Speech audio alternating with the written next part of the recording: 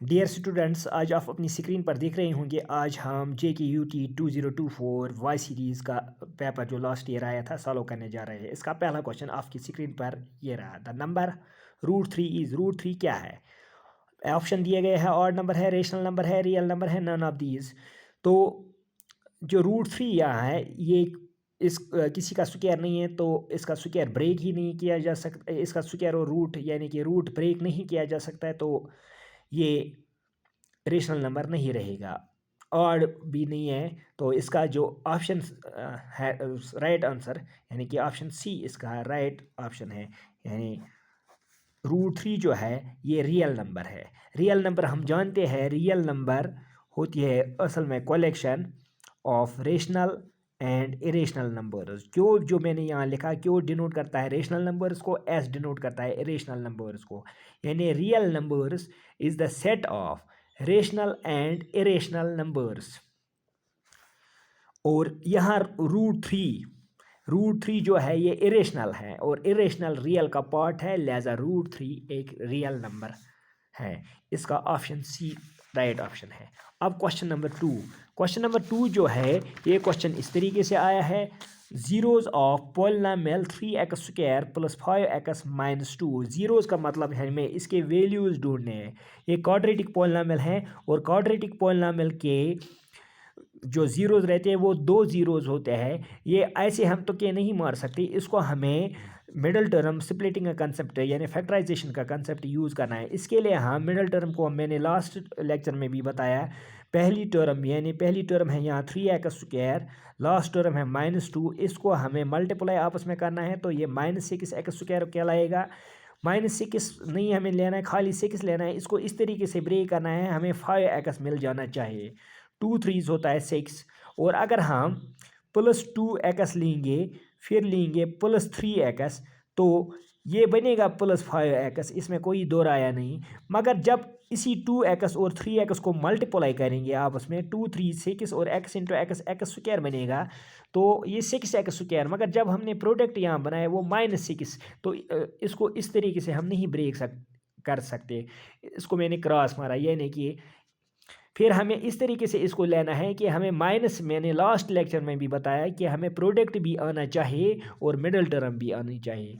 तो राइट क्या है यहाँ, हमें 6 लेना है। हम 6 1 और 6 लेंगे यानी हम लेंगे +6x - 1x। तो ये हमारा राइट वे है इस क्वेश्चन को सॉल्व करने का। यानी अगर हम 6x को वापस मल्टीप्लाई करेंगे, -1 6 1 6 बनता है, प्लस माइनस माइनस, और x × x² तो इस तरीके से हमें -6x² भी बनेगा और मिडल टर्म भी बनेगी। तो इसको हम अब इस तरीके से लिख सकते हैं, 3x² फिर 6x लिखेंगे, फिर -x लिखेंगे यानी -1x, फिर इसके बाद हम लिखेंगे -2 और साथ में इसको लेट करेंगे 0 के बराबर। फिर कॉमन हम निकाल लेते हैं। इन दोनों में पेयरिंग करने के बाद 3 कॉमन आएगा, से x भी कॉमन आएगा, 3x रहेगा कॉमन, यहाँ x रहेगा और इस जगह पर रहेगा 2, क्योंकि 3x × x होता है x², 3 2s होता है 6 और साथ में x। अब इसी को हम रिपीट करेंगे, x + 2 को रिपीट करेंगे। अब यहाँ नज़र डालेंगे इस x की ओर, इसके साथ है यहाँ माइनस, हम माइनस छोड़ेंगे, मगर माइनस के साथ हमें यहाँ 1 छोड़ना है, क्योंकि 1 × x कहलाएगा x, मगर -x माइनस प्लस फिर से माइनस बनेगा, 1 × 2 कहलाएगा -2। तो इसके बाद फिर जो ये कॉमन वाला x + 2 और कॉमन वाला x + 2 एक ही बार लिखेंगे। फिर इसमें जो लेफ्ट रहा 3x, इसमें -1 = 0। फिर हम इसके बाद x + 2 को 0 के बराबर मानेंगे। इसका मतलब जो x का वैल्यू -2 रहेगा, और दूसरा ऑप्शन यहाँ पर दूसरा था 3x - 1 = 0, और यहाँ से जब इसको सिंपलीफाई करेंगे तो x का वैल्यू 1/3 रहेगा। तो हमारा जो राइट ऑप्शन है वो राइट ऑप्शन यहाँ पर, इसका राइट ऑप्शन जो है वो 1/3 और -2 रहेगा। आप देख रहे हैं किसी यानी कि बहुत सारे क्वेश्चन में पहले ही एडवांस में टिक मारा है। ये पेपर मैंने किसी से लिए है और इनको मैं अब आपको सॉल्व करने जा रहा हूँ। कहीं आप ये मत समझ लेना कि पहली से इसको टिक मार के यहाँ सर ने बताया, ये नहीं है। और मैंने यहाँ आपको सॉल्व करके दिया क्वेश्चन नंबर 2 को। क्वेश्चन नंबर 2 का जो ज़ीरोज़ रहेंगे इसके, वो 1/3 और -2 रहेगा। अब next question, the pair of linear equations x - 2y = 0 and 3x + 4y - 20 = 0 और हमें ये देखना है कि इन पेयर ऑफ इक्वेशंस का असल में ये जब ऑप्शंस की ओर हम देखेंगे, पैरेलल है, इंटरसेक्टिंग है, कोइंसिडेंट है, नन ऑफ दीज है। जब ऑप्शन से हम देखेंगे इस क्वेश्चन को तो ऑप्शन से हमें यही मालूम पड़ता है कि ये ग्राफ रिलेटेड क्वेश्चन आया है, यानी ग्राफ ऑफ गिवन इक्वेशंस कैसे रहेगा। अगर हम इसको सिंपलीफाई थोड़ा करेंगे, ये असल में 1x है, फिर इसको हम ऐसे भी लिख सकते हैं +-2, प्लस इंटू माइनस होता है माइनस, फिर +0 लिखेंगे, फिर इक्वल है 0। यानी हमें कंपेयर करेंगे फिर इसके साथ a1x + b1y + c1 = 0। तो हमें यहाँ a1 का वैल्यू जो है a1 हम हासिल करेंगे 1 और b1 हासिल करेंगे -2 और c1 यहाँ थर्ड टर्म मौजूद ही नहीं थी तो c1 0 रहेगा।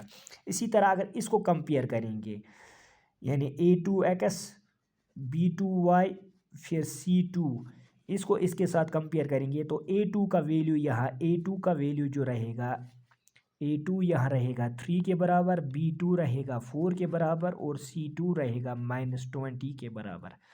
फिर इसके बाद a1 डिवाइड बाई a2 अगर हम देखेंगे, a1 divide by a2, a1 का वैल्यू 1 रहा और a2 का वैल्यू 3 है तो 1/3। b1 डिवाइड बाई b2 देखेंगे, वो b1 का वैल्यू है -2 और b2 का वैल्यू है 4, तो 2 1s 2 2 2s 4। तो यहाँ ही से अगर हम चेक करेंगे a1 डिवाइड बाई a2 नहीं आता है b1 डिवाइड बाई b2 के बराबर, तो यानी कि 1/3 इज़ नॉट इक्वल टू -1/2। जब इनका रेशियो आपस में बराबर नहीं होता है तो हम कहते हैं यूनिक सोल्यूशन। जब यूनिक सोल्यूशन होता है तो ग्राफ इंटरसेक्ट होता है एक पॉइंट पर, graph intersect at one point. मगर यहाँ पर हमें कहीं graph intersect at one point नहीं दिया गया है, हमें एक ऑप्शन नज़र आ रहा है आपको स्क्रीन पर, इंटरसेक्टिंग आया है। तो इंटरसेक्टिंग या इंटरसेक्ट एट वन पॉइंट ये एक ही बात हुई, यानी इसने इंटरसेक्टिंग लिखा, इंटरसेक्टिंग लिखा हो या इंटरसेक्ट एट वन पॉइंट लिखा हो, दोनों की मीनिंग एक ही है। तो इसका राइट ऑप्शन ऑप्शन बी है। अब क्वेश्चन नंबर 4, क्वेश्चन नंबर 4 कह रहा है 15th term of AP 2712 is 15th term of AP जो है, इस AP की 15वीं टर्म कौन सी होगी। A15 हम जानते हैं पहली टर्म यानी A1 + 14D के बराबर होता है।